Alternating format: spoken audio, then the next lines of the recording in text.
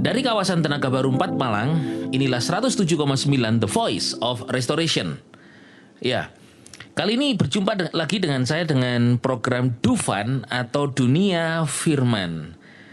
Di dalam Dunia Firman ini saya akan sharing kepada saudara yaitu tentang From Water to Wine. Dari air menjadi anggur. Dari air kepada anggur. Apa itu? Ketika ada peristiwa yaitu Yesus pergi ke perkawinan di Kana, di sana ada sebuah kejadian di mana yang menikah di perkawinan di Kana itu dia mengalami kehabisan anggur. Dan ketika Yesus sudah mengubah air menjadi anggur, Tuhan beri kesempatan beberapa kali ke sana itu di dalam gereja di Kana itu masuk ke dalam ada sebuah gentong kayak tempayan putih. Kemudian di sana ada ditutup dengan display kaca gitu, di mana di situ itu katanya adalah tempayan yang pernah di mana Yesus mengubah air menjadi anggur. Ya, di Yohanes pasal 2 ayat yang ke-10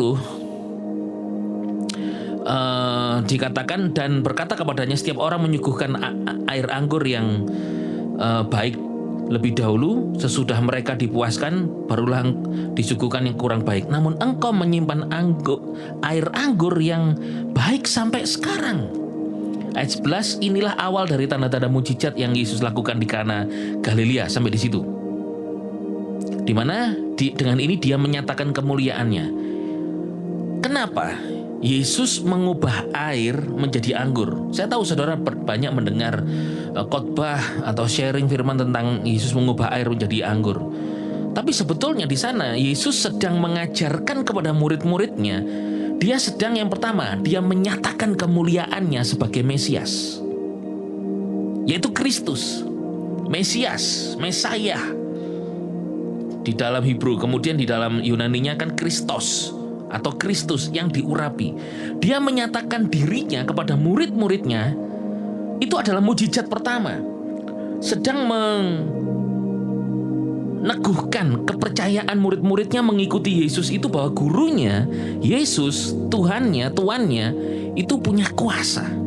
Dia menyatakan kemuliaannya, di mana itu adalah mujizat pertama, sehingga meyakinkan murid-muridnya mengikut Yesus.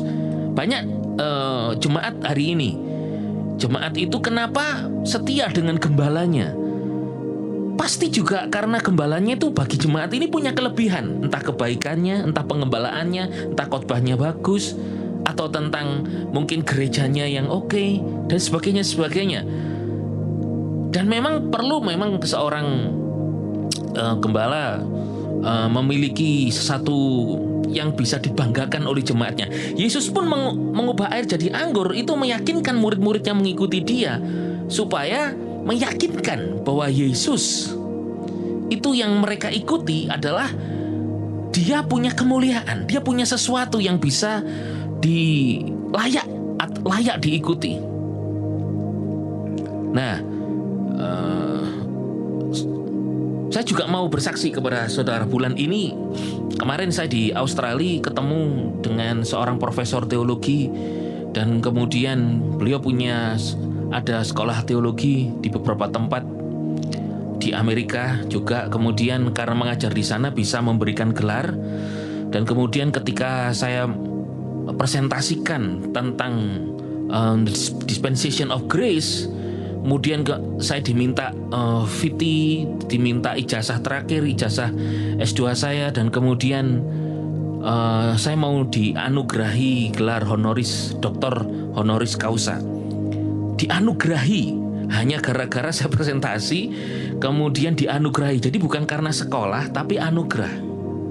Bagi saya, saudara, saya bersaksi ini adalah memberi contoh kepada orang-orang yang biasanya saya ngajar Bible untuk bahwa ini loh layak. Memang kayak ini adalah satu kemuliaan Tuhan, bukan karena saya pintar, tetapi karena anugerah Tuhan. Sama seperti Yesus ini. Yesus sendiri membuat air menjadi anggur itu karena menyatakan kemuliaannya. Yang kedua, Yesus itu kenapa mengubah air jadi anggur? Air di dalam adat istiadat Yahudi, air itu sebetulnya bicara tentang Di dalam tradisi Yahudi ya, air itu sering digunakan dalam upacara penyucian dan pembasuhan. Misalnya membasuh tangan sebelum makan. Jadi pembasuhan ini bicara tentang ritual. Air melambangkan pembersihan dan kemurnian. Kalau anggur itu dalam tradisi Yahudi sering melambangkan sukacita, perayaan, berkat Tuhan. Anggur juga dalam tradisi Yahudi itu merupakan simbol dari perjanjian baru yang dibawa oleh Mesias. Dalam konteks perjamuan dan pernikahan, anggur sebagai tanda sukacita. Jadi begini, Yesus kenapa mengubah air jadi anggur?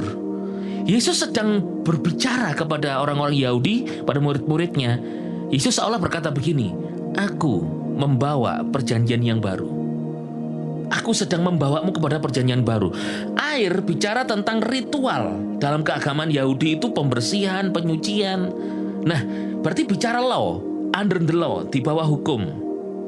Ketika Yesus mengubah air jadi anggur, seolah Yesus berkata begini, aku datang sebagai perantara perjanjian baru untuk membawamu kepada sukacita, kepada anugerah yang tidak bisa diberikan oleh agama, yang tidak bisa diberikan oleh dunia, yang tidak bisa diberikan oleh karena kepercayaanmu. Bahkan, tetapi diberi oleh Yesus. Yesus mengubah, artinya menyediakan sukacita dan berkat. Ini bicara grace. Jadi air menjadi anggur, Yesus sedang mau mengajarkan, aku datang untuk mengubahmu, membawamu dari under the law kepada under grace. Dimana pada waktu itu mereka kan hidup di bawah hukum Taurat Musa. Yesus datang untuk menggenapi hukum Taurat. Nah, Yesus berkata, cedoklah air, ambillah air, isi dengan tempayan itu penuh. Artinya semua isi hukum Yesus mau genapi. Kemudian ketika dicedok menjadi anggur. Artinya begini, aku ini datang untuk mengubah kehidupanmu hidup di bawah hukum. Sekarang hiduplah di dalamku. Aku hidup di dalammu, kamu hidup di dalamku, aku di dalam Bapa, aku dan Bapa satu. Hidup dalam anugerahku. Itu yang mau Yesus ajarkan, yaitu hidup di dalam anugerah dan kebenaran Yesus. Jadi dari adat istiadat, under the law, Yesus ubahkan menjadi hidup di dalam Kristus. Nah saudara, yang terakhir adalah contoh ya, kehidupan yang hidup di dalam under water itu begini. Water, air kan bisa bicara tentang tradisi. Di dalam agama Yahudi pada waktu itu, penyucian, pembersihan. Orang yang hidup dalam water begini, aku ini sudah Kristen, sudah ke gereja, aku ini sudah hidup kudus, kok belum ada jawaban doa ya, kok belum ada mujizat ya. Jangan khawatir, ada Yesus. Ada Yesus, dia sanggup mengubah air jadi anggur. Ada Yesus dalam hidupmu, pasti ada mujizat. Ketika engkau ditolong oleh Tuhan, ada mujizat jawaban doakah, sembuhkah, atau pertolongan mujizat yang lain. Itu engkau sedang dibuat Yesus mengalami, namanya wine. He changed from the water menjadi wine, anggur. Hidupmu yang biasa, sudah Kristen, sudah dikuduskan, sudah ke gereja, tapi bersama dengan Yesus ada mujizat, ada sukacita. Orang dapatkan mujizat kan sukacita toh. Hidup menjadi anggur. Artinya ada anggur, ada berkat limpah, ada sukacita. Kehidupan Yesus di dalam hidup kita mengubah kehidupanmu yang sepertinya biasa menjadi luar biasa dengan Tuhan menyatakan mujizatnya. Artinya apa? Ada air menjadi anggur.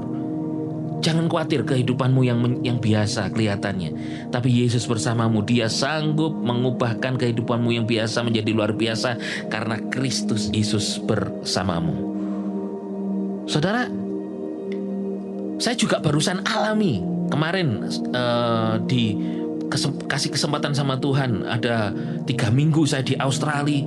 Dan saya melihat, yang saya lihat, saya rasakan, saya makan, saya alami itu betul-betul 98% saya nggak ngalami di Indonesia. Bagi saya itu adalah sebuah anggur yang saya nikmati dari kehidupan kekristenan saya yang water seperti biasa.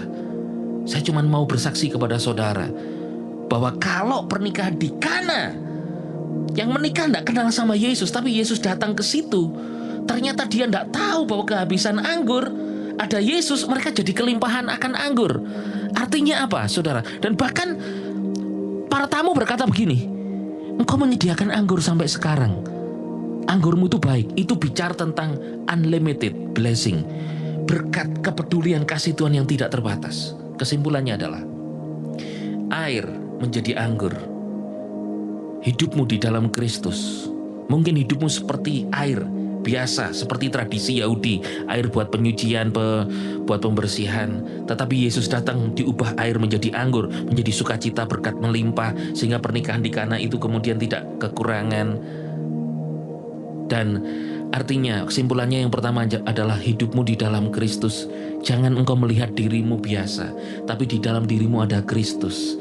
Engkau biasa, dia akan menyatakan kemuliaannya kepadamu. Hidupmu disertai mujizat dan berkatnya setiap hari. Yang kedua, bahwa mungkin kehidupanmu ada jawaban doa yang belum kejawab.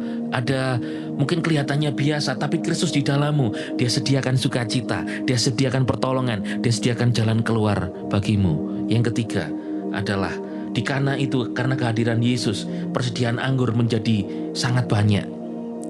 Karena kehadiran Yesus hari ini di dalam hidupmu, kehadiran Yesus di dalam hidupmu, dia membuat berkatnya tidak terbatas oleh batasan-batasan hidupmu. Dia sanggup memberkati engkau. Yesus Masiah, bless you.